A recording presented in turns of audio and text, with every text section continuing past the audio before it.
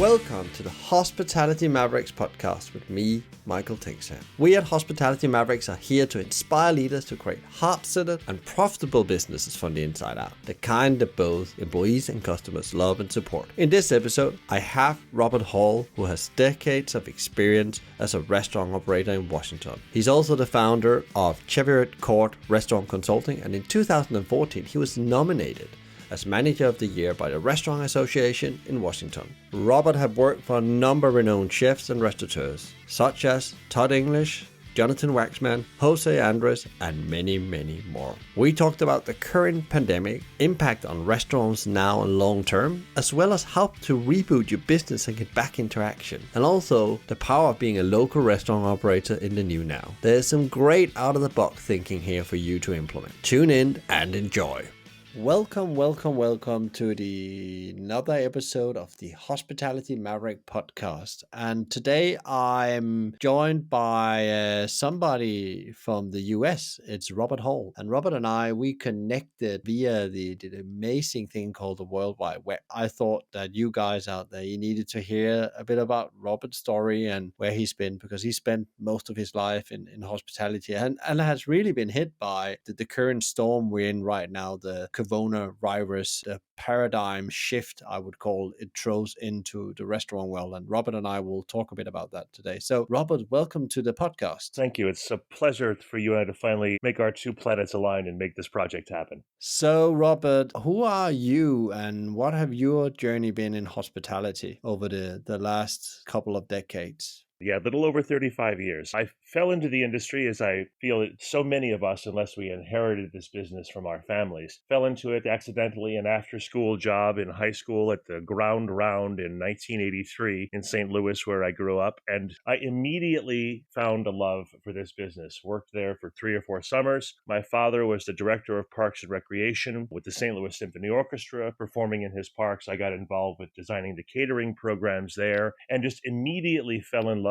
with this business. My life's goal was to go into professional theater and music and singing and dancing and acting, which I did. Came to Washington in 1988, got my Bachelor of Music Theater degree from Catholic University here in Washington. Had a short but very successful theater career, but began to get very burned out. But all the while had been kind of moving forward further and further with restaurants and getting deeper and deeper into my passion for this business and realizing perhaps the path of restaurants and hospitality for my life was really the best path of all, because while I did not come from a hospitality or restaurant family per se, as you and I had spoken several times, the food aspect of our lives and our family and our culture and our history and what happens around that food was always a very, very deep anchor and a deep foundation for us. And certainly, as all the listeners know, there is more than enough of a theater aspect to what we do in restaurants and its ilk every single day. So coming to Washington,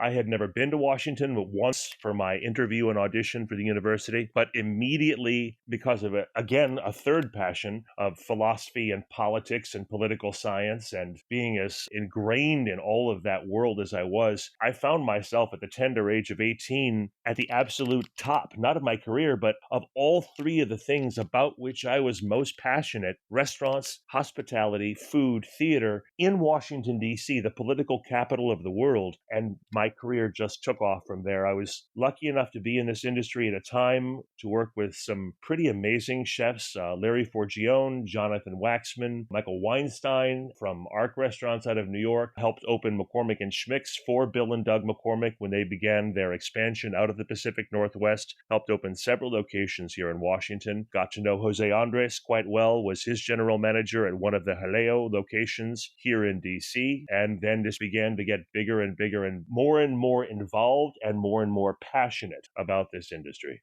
And you're absolutely right. It is a showbiz. Bill Collins goes on. He has about a restaurant chain, about 100 restaurants here in the UK, and he talks about putting on a show. That's what your job is to do every day. Absolutely. And I've used a comparison, Michael, for years in training and in pre-shift meetings for my staff. The parallels are really remarkable. We are a group of completely different people gathered together for a common cause. We put on the character. The audience is different every single night. The set is the dining room. The costumes are the uniforms. The script is the wine list and the menu. The style of acting is the steps of service. But yet, how do we make that show as fresh and as exciting when you're 9 weeks into the tour as it was the second or third night that the curtain went up? So we have the responsibility to be deeply involved, not only with one another and in sync with one another, but so intensely focused on the guest. So how do I modify my message differently from this table to that table, from Tuesday to Friday, from February to August, so that it still seems bright and new and exciting? And I think, perhaps a very, very skilled bartender is the perfect example of that. While a bartender, especially here in DC, bartenders tend to be characters. They develop these personas and they're known for their style or their cocktails or their dress or their tattoos or whatever it might be. But if you look at a 25-seat bar, that bartender is going to treat the two old Korean War buddies differently than he is the three college seniors, differently than he is the husband and wife celebrating their 10th anniversary, different than he is the three frat buddies of his at the end of the bar. But at the end of the day, it's the same message. So it's very, very much like theater. Taking the theater has really been hit. Now, I've never ever seen something like that. And my mom is a seasoned former restaurateur, and I talked with her about it. She can't remember she's seen anything like it. And then my dad said there's like, and he was part of the Second World War. He says it has the same kind of feeling of the wartime when things close down and things like that. Well, it does, but even the comparison, and we've been closest comparison that I think that so many people now can compare it to, it would be one of two major marks, either when Kennedy was shot in the US or 9/11 for us. And it's catastrophic as those two occasions were for our country. The idea of hospitality and the local bar and the restaurant, that was the place that we ran to. That was the solace. That was the home place where we could all be together and share stories and cry and laugh and somehow feel safer or feel warmer. And now, given the nature of what's happening, we have been robbed of the very thing which we need the most in the face of this crisis. How do you describe from a US point of view what's happened? Because, I guess the US is a massive country. There's many states. You're based out in Washington, but what is happening over there right now? How is the restaurant world adapting to this new now in a way? And what are the consequences you already can see? Because we all know there's going to be, some quite drastic consequence of this. I've talked with people that talks about 40 to 50% of all restaurant units is going to be gone within 12 to 18 months. They may be going to go back and try to get their business up and running again, but quite quickly they're going to face that, it's not going to be possible. We are running out of energy, money, opportunities to keep this alive. So what is happening on your side? I've heard much of those same numbers. I have heard from some studies and some experts, some numbers that are even worse, where if it's a single owner or a single unit restaurant or a smaller company that only has 2 or 3 locations, there could be as much as 75% casualties. Because I think at the beginning, and actually it was only a couple of days before you and I talked when this all began, we thought it was going to be 2 weeks, 3 weeks, 4 weeks. Okay, we take a little hit and things will come back. When you look at the gravity and the expanse of time that has already been exhausted, and with the full knowledge, when these cities and these states begin to open, and there is no need for us to get into the controversy about when that date will come, but when it comes, unfortunately, it's not going to be the situation where on day 2, all of the staff is back in the restaurants are right back where they were before the pandemic. It is going to be a very, very long time for the industry to be able to regain its momentum to where this was. And I think that's going to be worldwide. The comparison is very similar to a locomotive, whereas in this occasion, the locomotive was ground to a halt over the course of a week. A locomotive cannot pull the throttle and be moving at 145 miles an hour again. It takes several miles for that locomotive to get its momentum and to get its engagement and to be back up to its full operating energy. The majority of the restaurants here in DC, I'd say it's about half and half. Half have fully closed with hope hopes of someday reopening. The other half that are remaining open are trying to get by with deliveries and to-go orders. And the city council here in DC has made great modifications to food and beverage licenses, allowing for off-premise delivery of not only beer and wine, but of bottles of liquor, of pre-batched cocktails. So anything that the industry can do to sort of keep itself moving, because it's very sad to say, at least what we've experienced here in Washington, the assistance that was to have come from the emergency relief bill and the amount of money that was to have been relegated to small businesses, particularly those in DC that are restaurants, has been virtually nil. The phrase that's going around Washington of late is, if you're waiting for the cavalry to come rescue you, you need to wise up. They're not going to come. So any salvation is going to have to come either from within the restaurant, within the company, but greater, it is coming from within the community. One thing why I absolutely fell in love not only with this industry, but with this industry in this city is the remarkable and deeply, deeply powerful sense of community. This is a very large city, 750,000 residents just in the district, not counting Maryland and the Virginia suburban areas, probably close to 10,000 restaurants in those areas, but yet we all feel like we work in a small town. If you're in the city, downtown, you can't walk into or work in another restaurant where you don't encounter somebody that you've worked with previously, or you knew who worked with somebody you worked with previously. There's a tremendous sense of family, and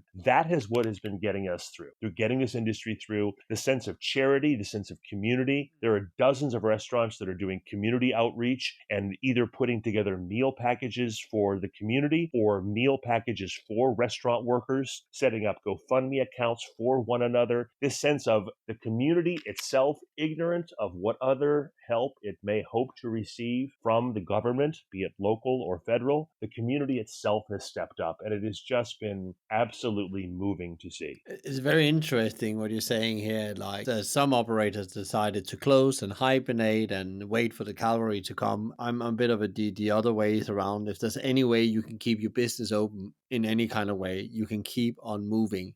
And when you keep on moving, you keep on innovating and find new ways and stimulating your brain. When you just sit and wait, this is a very rough analogy, on the sofa at home to get the golden nuggets, it's probably going to be hard because you're not activating yourself in a way. You're not trying really to work on it because you can't make a plan this time. You need to evolve as the situation evolves. You can only evolve with the situation. It's a bit like war. You need to be on the battlefield to see what's going on to make the right decision here and now. And it could be the way you operate this week will be different next week because a new opportunity pops up. And if you keep you alive and talk on social media and so on, there'll suddenly be opportunity on the other side. I think the one thing you said there as well, doing the right thing is more important than ever. And of course, you should do the right thing because you deeply down believe it. You have to be authentic about it. And those companies will be remembered after this because that's normally what happens in warfare. There's some company that just went above and beyond in warfare or in very crisis moments. And they often afterwards get opportunities and thrive on a different level. And stop thinking about that you have to make profit on everything. Also doing the right thing sometimes, the profit comes later, much later, but then it comes big. Agreed. And there's a word that has been resonating through my head, not only through this, but for myself personally over the last 6 months or so. And that word is relevance. So frequently we use the word, especially when a restaurant is 5 years, 7 years, 15 years, 20 years. What are you doing to remain relevant, to remain on the tip of the tongue, to remain present in what is known and what is talked about? And while I think before that was almost purely based from a business aspect, what are you doing to generate business? What are you doing to maintain a social media presence? What are you doing to get on this list or on that review? In my mind, the relevance has changed because just as you said, you had some choices. When this pandemic came and when the government mandates came about shutting down, in my mind, there were 3, maybe 4 choices you could make. You either shut down entirely, as you said, and you go to hibernate and you wait it out and you hope for the best. And if the cavalry comes, or you have your own financial resources and then you reopen. Or if you're a large company, a large corporation, you can afford to close some locations, knowing that the financial wherewithal will be there to hopefully restore those when the pandemic is over. Or if you are a smaller restaurant that believes so firmly in this sense of community, as we do, you can maintain that presence because not only are you doing something to maintain the business, to keep it running, to generate some revenue, you are taking care of the community, our brother and sisterhood that we love love so much. And that idea of your contribution, your sense of charity, your sense of almost a perceived selfless giving in this time goes miles with the dining audience. Because I found over the past 5, maybe 10 years, especially with the tremendous aggressive advent of social media, of Twitter and Facebook and Instagram, but particularly review platforms here in the US, like OpenTable and TripAdvisor and Yelp, the industry has changed to be much more, from a guest perspective, much more emotionally based than it is operationally based. So while you look at perhaps a swath of negative reviews that a restaurant might get, it used to be about food quality and service and credit card handling and wine service. And now it's about how they made me feel. She was dismissive. They were rude. Or positive. He made us laugh. We had such fun with her. And they don't even talk about the service. So that says to me that people are going to lean much more strongly towards restaurants about which they feel strongly emotionally. And with that mindset in place, the things that these restaurants are doing now to keep themselves going, those are the restaurants that are going to surge. Those are the restaurants that are going to really, really succeed and come out as champions of this battle. Now we actually you take us into the next thing I talk about. So how does actually this future landscape look? Because there's no doubt about, I've talked with a couple of other people where I say that, as long as we don't have a cure or a vaccine, this will be part of how we operate for a period. And that could be from, I would say it's probably 18 months conservative, and worst case will maybe be a bit more than a couple of years. That's going to impact restaurants and the trust. You have to go out and sit next to other people, and I guess that what you're talking about is that these people, they have an emotional connection with this restaurant, and they are really willing to even buy up dinners they will have in 3 months time in advance to keep the business open, and they will do things because they already had that emotional connection before they close. And I worked with a client of mine, and they have sold so many, call them loyalty cards or gift cards for when they open again. So they're keeping it running with pre-sales because people trust them on such a enormous level, this family, that they're going to come back and put on a show and treat them like kings and queens. I think that it's time that we all come to the realization, and I do want to narrow this conversation, of course, specifically to the world of restaurants and hospitality, that I think we need to begin to have some real tough conversations with ourselves and with one another, and a real hard awareness of what is happening. I do agree with you that I think purely from a mechanical, clinical, operational standpoint, we are looking at 18, perhaps 24 months before things can be back to a place like what they were. But I think that, and I really do hate to say this, I think that the restaurant industry, at least here in the US and knowing it as well as I do, that the restaurant industry has been fundamentally and perhaps permanently changed. Because when you look at restaurants, and if you espouse to this philosophy that you and I are sort of prescribing about how emotionally important it is, not being able to go to that place you love and be there as frequently as you want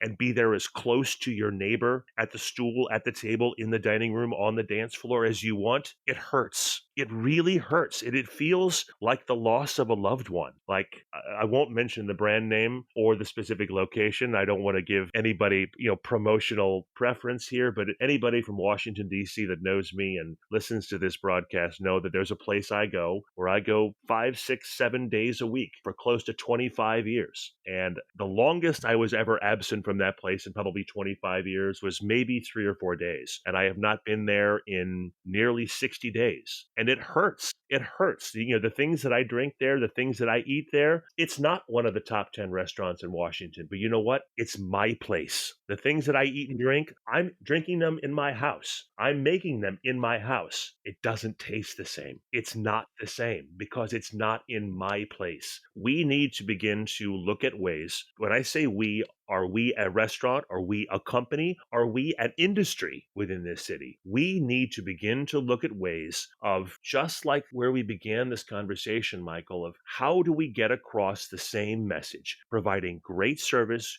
great food, great beverages in a comfortable, safe atmosphere to a welcoming public whom we are happy to see. How do we still achieve that while learning to do it a completely different way? And it is almost as though, and I don't mean to be overly globally poetic, but if you look at the history of restaurants, and if you choose to say that the modern organized restaurant goes back to, say for sake of our discussion, 16th century France or England, the common house on the side of the road where the traveler could stay and get a good meal before moving on, that's 400 years of history that has been arrested to a very dramatic and very, very catastrophic halt. No, I'm not suggesting that we need to start over, but the resumption of that path, the resumption of that momentum, I really don't believe is possible. So how do we continue that mission? How do we continue to broadcast that gospel while finding a completely different way to do it? In this time of necessity, purely out of urgency, when you see these restaurants stepping up and becoming involved from a charity aspect, maybe that's the avenue. Maybe that's the path. While yes, we certainly want to go back to being a fully operational restaurant, have we realized in this time of need not only what we can do in a time of need, but what we can do from now on? Realizing, my God, look at the impact we've had on these people. Not just that I fed them tonight because of the pandemic, but I hadn't talked to you about this, and I thought about this just a couple of days ago. I think that the people who are lucky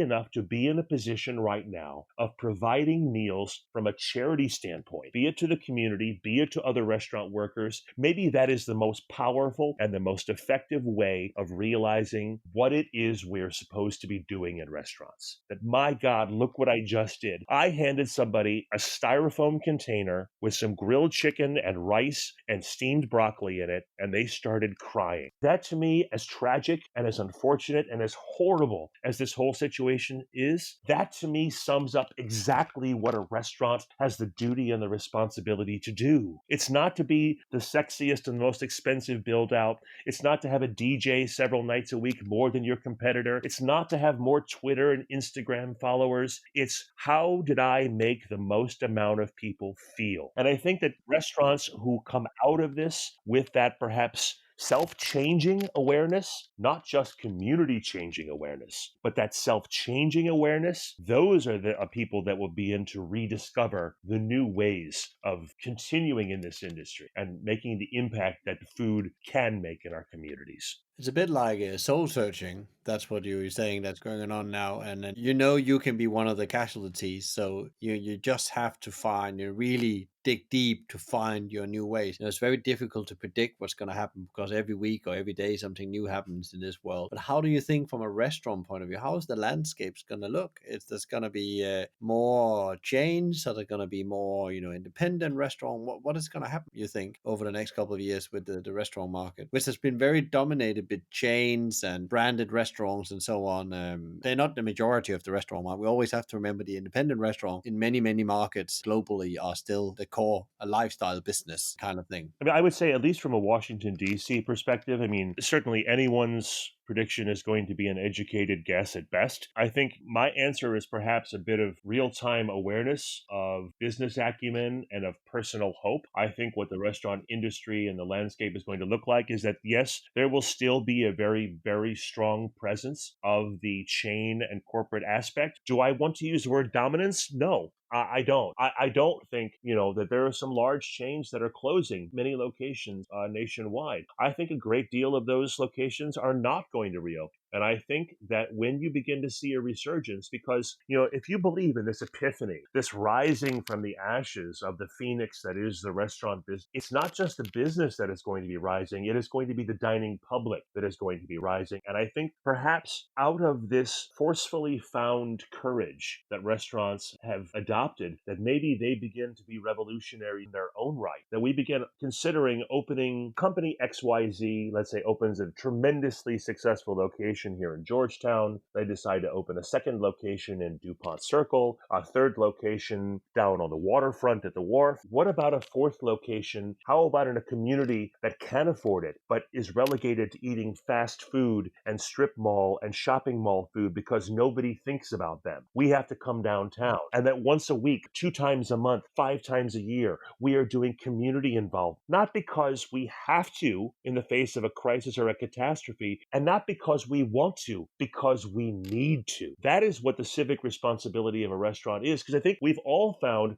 with the restaurants being ripped away from us right now, we're all painfully aware of how important they are. And that importance is not just, as I said for me, not just that's my spot to get a drink. That's my family. That's my clubhouse. That's my home away from home. Well, if you're a part of the community, just like we are as citizens, you don't just get to live in the community and enjoy police protection and have your trash picked up and go to the park and play on the Saturday. You have a responsibility. You have to pay tax. You have to get involved. You have to follow the law. You have to be a contributing member of that community. So I think you're going to begin to see some, well, the word is revolutionary, some revolutionary reinventing of people and companies in this industry to not only make themselves remain financially sustainable and, to use that word again, relevant, but they will come out of this with the awareness of the impact that they can have on their communities. And I will use the prime example of this is Jose Andres. Jose, of course, tremendously successful here in Washington with the Jaleo and Zaytinya, then with Cafe Atlantico and Minibar coming from his history with Ferran Adria at El Bulli, and then with his company exploding nationwide, then internationally. Did he have to become the person that he is now? Absolutely not. He was not required to do that, but he realized the impact that amount of celebrity, the impact that reputation can do to the world. And in many ways, he is a prime example of what I'm suggesting is he has transformed himself and his company and Think Food Group and now the World Central Kitchen into this awareness and this manifestation about what the food experience must mean and can mean. And again, that's interesting because then you're going further than just selling a service and a product. You're selling a philosophy, which you touched on a bit before. It's going to be a very different set of, you call them leadership skills or leadership mindset or paradigm you need to activate to achieve these things, because the way you did things before definitely not going to work in the new normal. So what is your guess if you should, think about what is that, you see that he does? What is it that he does as a leader? What is it that has set him apart?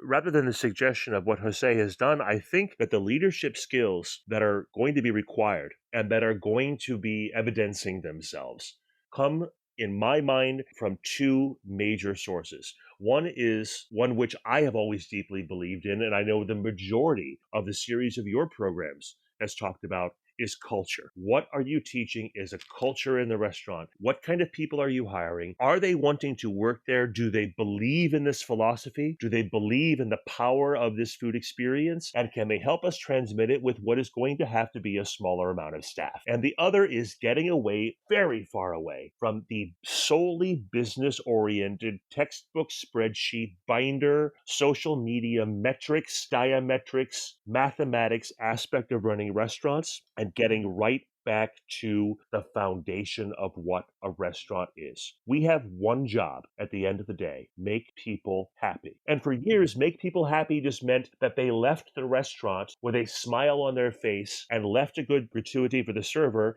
and hopefully wrote a good review online. That was make people happy. I think we need to investigate what does happy mean. Happy means fed. Happy means restored. Happy means satisfied. Happy means proud. I talked about, the 35 years I've been in this business, and at the age of 50 now, I'm lucky enough to be this bridge between the very old school mentality of when restaurants had these philosophies, and we didn't have to have podcasts about them. They didn't have to have books written about them, nor did they have to be taught in seminars or training sessions. It was understood. This is how you run a restaurant. It wasn't even talked about. Well, all of a sudden that faded away with the advent and the explosion of the corporate mentality and the aggressive push of business. And the philosophies, the cultures got pushed further and further down the list. I think that now this reawakening, this reinvention, and that's what we have to look at this as. It's not just when is this going to be over so that we can go back to the way that things were. And I think that even if we were lucky enough in some fantasy world, Michael, for this to be over at some point and for everything to go back the way that it was, I say that it shouldn't.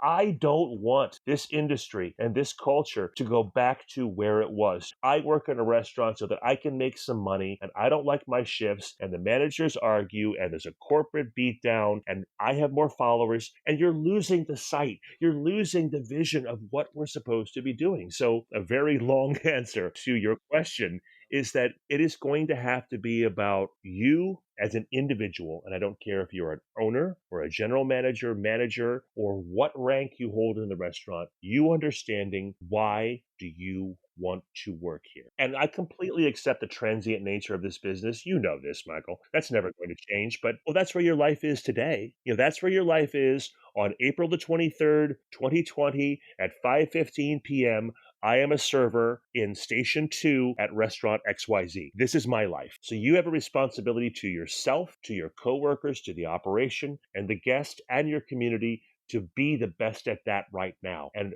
I think that if we find ways to stop talking about this as a repair, as a restoration, as a return, let's not use those words. Let's use words like a reformation, a restoration, a rebirth, a reawakening, a re-envisioning. And that's how we're going to not only be able to maintain the financial viability of a restaurant or this industry, but make it live up to the expectations that it is required to live up to be a part of the community, to show their appreciation to the community for everything the community has done for us, especially when a restaurant is very successful. With that comes a great deal of arrogance. Look how busy we are, or this guest is disposable because there's a waiting line of an hour and a half behind them. And who cares if that table left angry because we're packed tonight? No. You can't think like that. You can't think like that. It matters. We matter to this community just as they matter to us. And out of that communion, out of that symbiosis, therein will come the rebirth of this business. It's about finding, the core of, you call it purpose, culture, and get that to live in any kind of way and have that as your, guiding star of where you're going, because there's not going to be any short-term games anymore. There's only going to be a long haul game if you are in many businesses, including restaurants. And restaurants in my world have always been the long game. There's been too many talks about quick wins and, sell off and growth strategies around, to expand. And then they all gone wrong in a way. Before you're doing what you're doing now, you worked in the industry just as I did. And, how many times have you heard a server who walks out at the end of the shift with $700 in their pocket saying this is the greatest job since organized labor was created, and the next day they make $25 and they want to burn the restaurant down? There is no short game. So in the end of the podcast, Robert, we always ask the guests on, or I ask them, what would your advice right now be to leaders in the industry? What is the, one or two or three things they should do straight away in this period, if you're open or not open? If I was lucky enough, or perhaps unlucky enough, to be in that position where they came to me for advice, I would say that those of you that are not operating at all right now, be strong, be courageous, make the right choices about your future, get back to business as soon as you're able to do so, whatever that means to you. If that means tomorrow you're reopening to do sandwiches, or if that means until you wait till the ban is over to reopen as regularly as you possibly can, hurry back. To those of you that are currently working and operating and doing these socially involved things, continue to do this, and God bless you and thank you for what you are doing, but don't forget the power of what you are doing. To everybody in this industry, and Michael, something we skipped over way at the beginning, but I ducked out of this industry just about a week before all of this broke loose, because I was much in the same position that the entire industry is right now, of wanting to reinvent myself, saying, I've had this fantastic resume. I don't want just another great job, another great restaurant or company on my resume. What does it all mean? What do I take my totality of my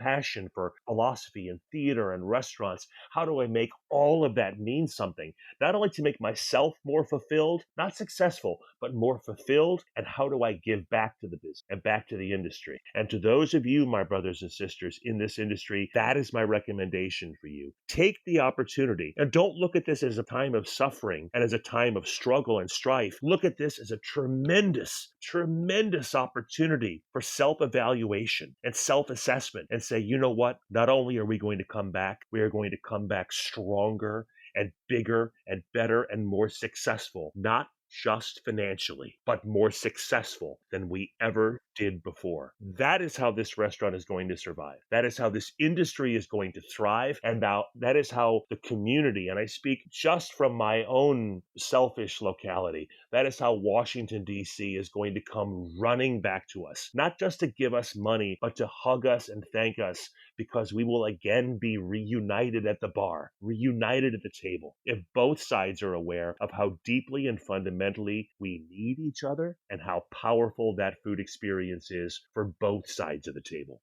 Super interesting. So it's a time for reflection and reinvention on all levels of yourself, your business, and your role in society. That's in principle what I can hear you saying. And use that time to do that reflection now, because you're probably not going to get it again. It's like a very unique opportunity. Well, agreed. One of the first conversations that you and I had a month or two ago was the things I have been most passionate about in this business and the things that I find myself teaching. And it's not obvious after the past half hour or so, the things that I find myself preaching about most often have nothing to do with restaurants. It has to do with a work ethic, a sense of community responsibility, a sense of charity, a sense of communion, a sense of family, a sense of duty. That is what we need to be focused on. Good advice, Robert. Thank you, Robert, for spending your valuable time on the podcast here. And if people want to follow you and find out more about you, where would they go? Where can they find you online? Yes, thank you, Michael. I would love to hear from people. Please feel free to comment or message me directly on both Twitter and Instagram. My handle there is Cheviot Court, CheviotCourt. That's all one word, Cheviot Court, on either Instagram or Twitter. I would love to hear from you, not only to continue this conversation, get your feedback, but hopefully we together can be the kindling to start the fire that is needed underneath this rebirth. Thank you very much, Robert. And you stay safe with your family and loved ones. Likewise to you, Michael, and to all the listeners. Be safe, and we'll see you in the restaurants very soon. Robert, thanks you so much for your insight and views on the current situation and the future from a US and Washington point of view. And also thanks for your strong advice on how to survive and thrive. If you enjoyed today's podcast, please give us a like, share, rate, or subscribe to one of our channels. Thanks to Let's Talk Video Production for your support on the podcast. Tune in next time for another interview, and in the meantime, find out more about us and subscribe to our newsletter at hospitalitymavericks.com. Thanks for listening, and be Maverick.